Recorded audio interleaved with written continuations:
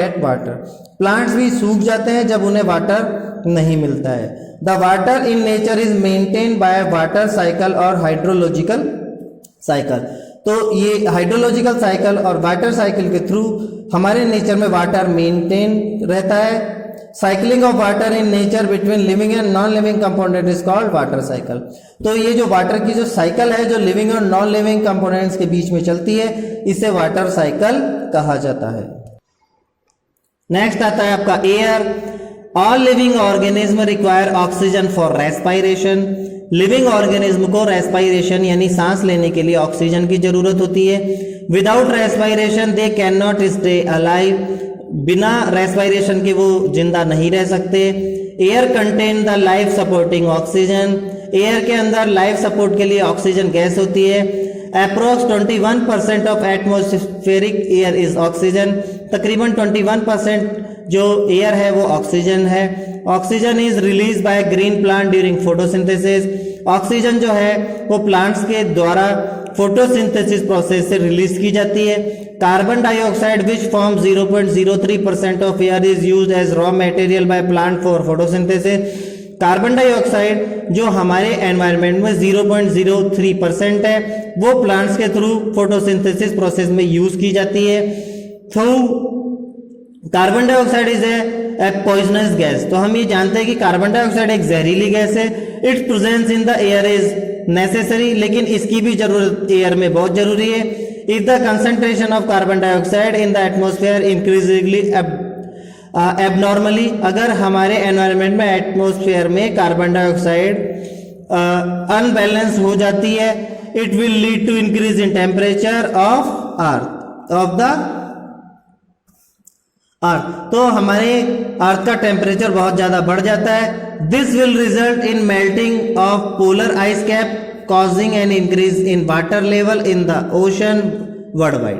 तो ये कहना चाहता है कि जब टेम्परेचर बढ़ेगा तो ग्लेशियर्स पे जो आइस है, पोलर रीजन्स पे जो आइस है वो पिघल जाएगी तो सी लेवल है वो बढ़ने लगेगा, आपके लैंड पे पानी आने लगेगा और वो पूरे वर्ल्ड वाइड चलता रहेगा। This phenomenon is called green house effect. इस फिनोमिनन को, इस घटना को ग्रीन हाउस इफेक्ट बोला जाता है। Increase in the global mean temperature is referred to as global warming. और इस तरीके से बढ़ने वाले टेम्परेचर को ग्लोबल वार्मिंग बोला जाता है। नेक्स्ट आता है आपका soil. Soil is an most important material required for the growth of trees and plant and is form from rocks. Soil जो है वो काफी इंपॉर्टेंट मटेरियल है जो कि ट्री की ग्रोथ और प्लांट की ग्रोथ के लिए रिक्वायरमेंट होता है और ये चट्टानों से बना होता है। It is the topmost layer of the earth crust and has 4 sub layer. ये हमारी अर्थ की सबसे टॉप की लेयर होती है, ऊपर वाली लेयर होती है और इसमें भी 4 छोटी लेयर्स होती है जिन्हें सब लेयर बोला जाता है।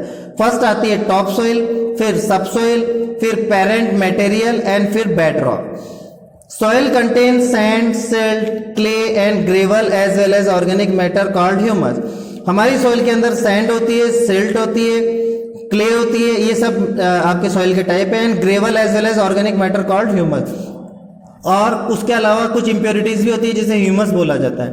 Humus is formed from the decay of dead bodies of plant and animal.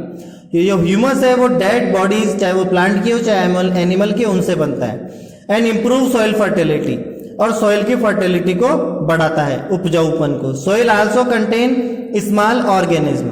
Soil के अंदर छोटे छोटे ऑर्गेनिज्म भी रहते हैं जिन्हें माइक्रो ऑर्गेनिज्म बोला जाता है। Next topic and last topic आता है आपका habitat. Living thing are found almost everywhere in the world. Living being जो है हमारे वर्ल्ड में तकरीबन हर जगह पाए जाते हैं, on land and in air and water and underground, चाहे वो आपके लैंड पर हो, एयर में हो, वाटर में हो या अंडरग्राउंड हो। They are all around use in the soil under locks and stones, चाहे वो लॉक्स अंडर लॉक्स में हो, स्टोन्स में हो, मतलब दरारों में रहने वाले हो, पत्थरों में रहने वाले हो या सॉइल में रहने वाले हो। इन ग्रास, चाहे ग्रास में, एंड इन ट्रीज, चाहे वो ट्री पर रहते हो। Several household pets share our home with us. कई सारे पालतू जानवर है जो हमारे साथ हमारा घर शेयर करते हैं। देयर आर आल्सो पैरासाइट्स, हमारे यहाँ पैरासाइट्स भी है, विच लिव ऑन और इन अदर लिविंग थिंग। कुछ पैरासाइट्स भी होते हैं जो किसी और बॉडी पे सर्वाइव करते हैं the place where an organism live in called its habitat. एक ऐसा प्लेस जहां कोई ऑर्गेनिज्म रहता है उसे उसका हैबिटेट बोला जाता है।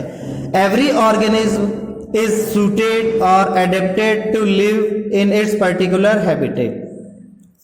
तो ये कहना चाहता है हर ऑर्गेनिज्म का अपना एक suited और adapted particular habitat होता है। Organism live in specific habitat और वो अपने एक स्पेसिफिक हैबिटेट में रहता है फॉर फूड, ताकि उसे फूड मिल सके, शेल्टर मिल सके एंड प्रोटेक्शन, और वो सेफ रह सके।